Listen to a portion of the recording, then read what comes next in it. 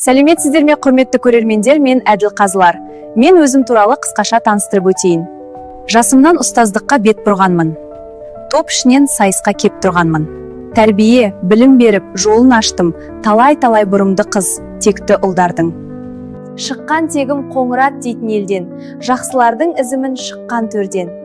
Мейірімді, шуақты табиғаты, бейбітшілік болады әкем аты.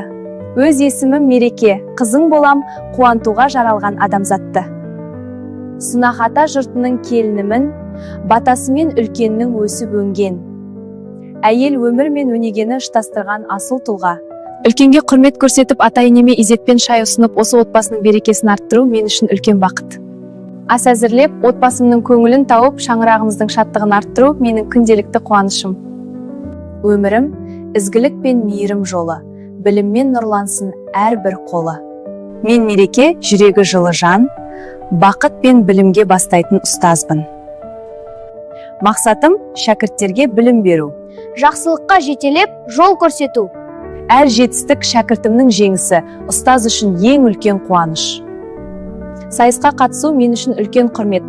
Барлығыңызға сәттілік пен береке тілеймін. Назарларыңызға рахмет.